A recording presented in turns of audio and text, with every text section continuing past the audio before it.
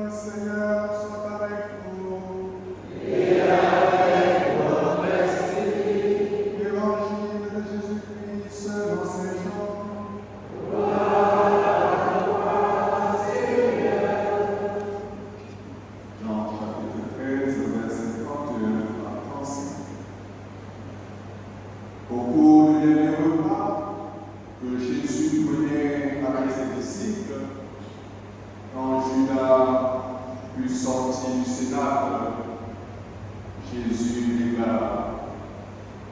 Maintenant, le Fils de l'homme est glorifié. Et si Dieu est glorifié, et Dieu est glorifié en lui. Si Dieu est glorifié en lui, Dieu aussi le glorifiera, et il le glorifiera bientôt. Petits enfants, j'ai pour peu de temps encore que je suis avec vous. Je vous donne un commandement nouveau, c'est de vous aimer les uns les autres. Comme je vous ai aimé, vous aussi aimez-vous les uns les autres. À ceux-ci, tous reconnaîtront que vous êtes mes disciples, si vous avez de l'amour les uns pour les autres.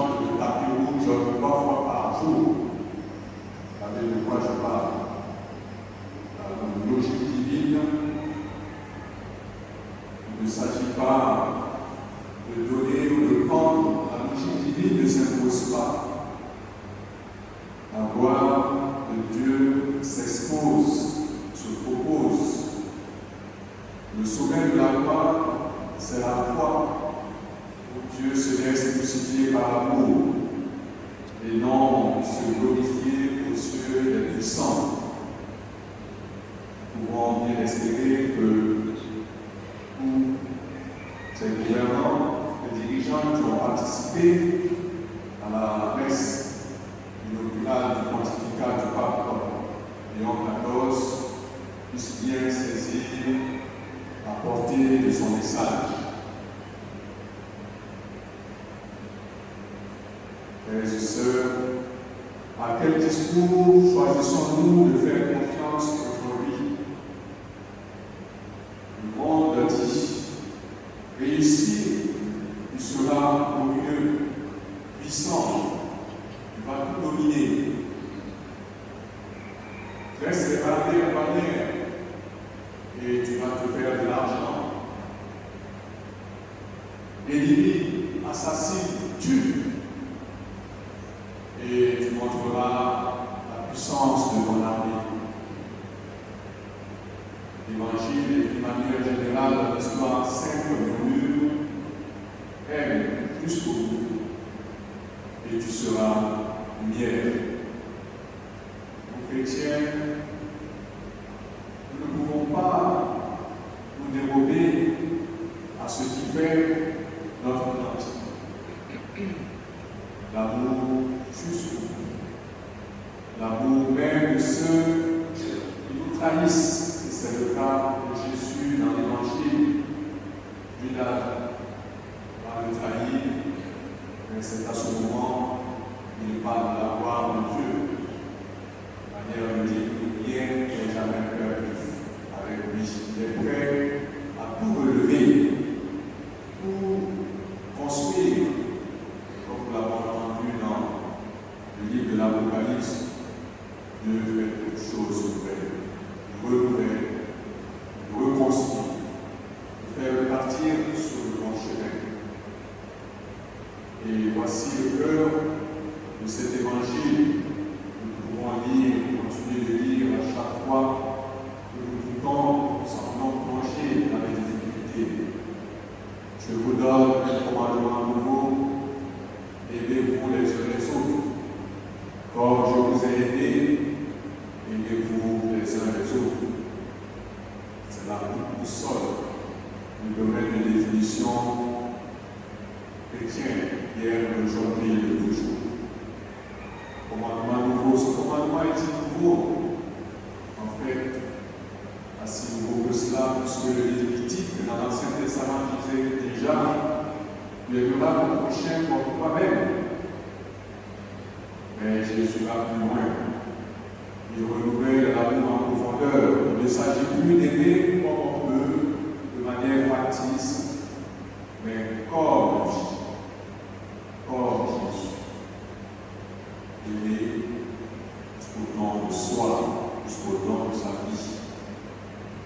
Et là, frères et sœurs, vous pouvez dire qu'on change de planète. Aimer comme Jésus nous a aimés, c'est aimer sans condition avec ceux qui ne le méritent pas. C'est aimer dans le service concret, comme le lavement des pieds. Elle avait les pieds de tous ses apôtres, y compris de Judas. Aimer dans le pardon, même face à la trahison d'une sœur, d'un frère, d'un époux, d'une épouse. Aimer comme Jésus, c'est dans le don total de nous-mêmes, pour que nos enfants puissent, nos enfants et nos jeunes, puissent au moins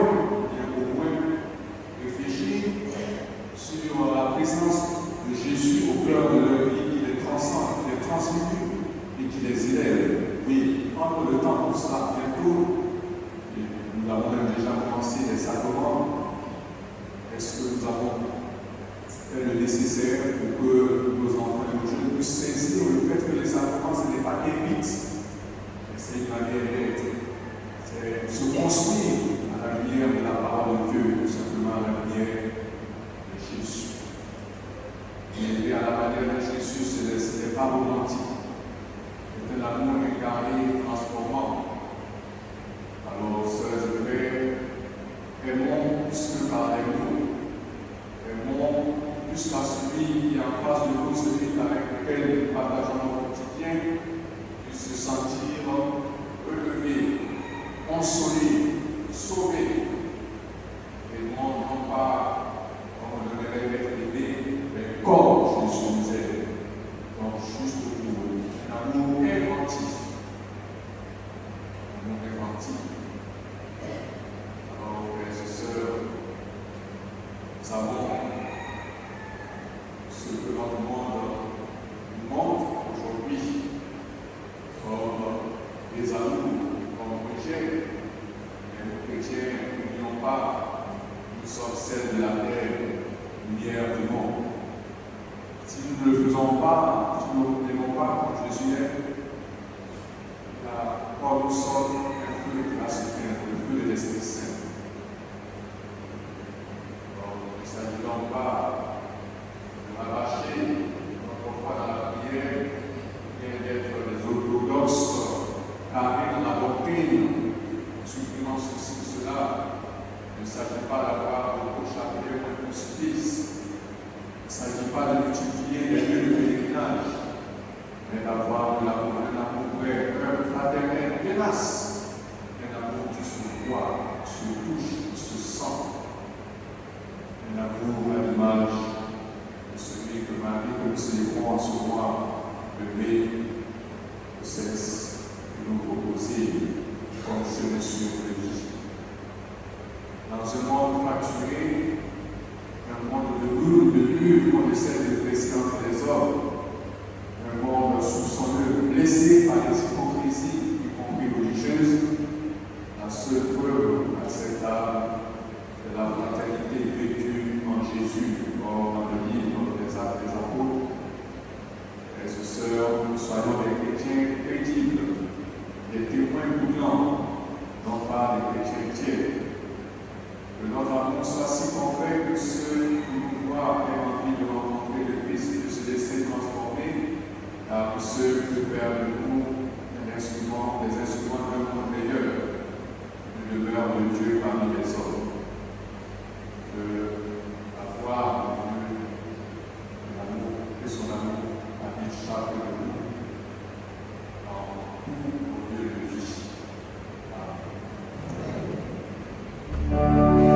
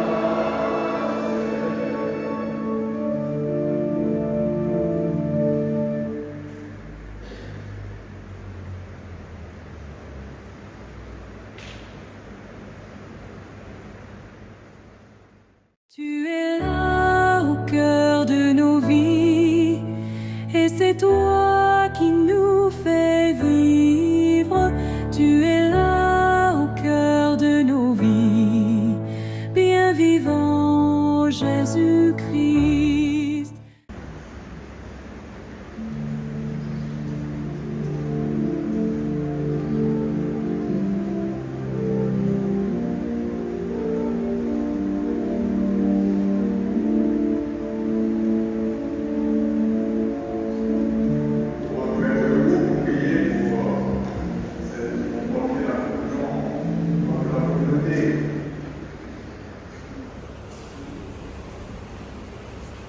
Prions le Seigneur. Que le Seigneur vous bénisse, vous qui allez porter le pain de vie à nos frères et sœurs qui sont absents et malades. Dites-leur votre prière pour eux, demandez-leur de prier pour nous, et qu'à travers vous, ils puissent sentir la présence du Christ qui les soutient et les aime des siècles et siècles. Dans le secret de nos tendresses, ô Jésus, tu es là. Dans les matins de nos promesses, ô Jésus, tu es là, tu es là, tu es là au cœur de nos vies. Et c'est toi qui nous fais vivre, tu es là au cœur de nos vies, bien vivant Jésus-Christ, dans nos cœurs tout remplis d'orage, oh Jésus, tu es là, dans tous les ciels de nos voyages, oh Jésus, tu es là, tu es là, tu es là.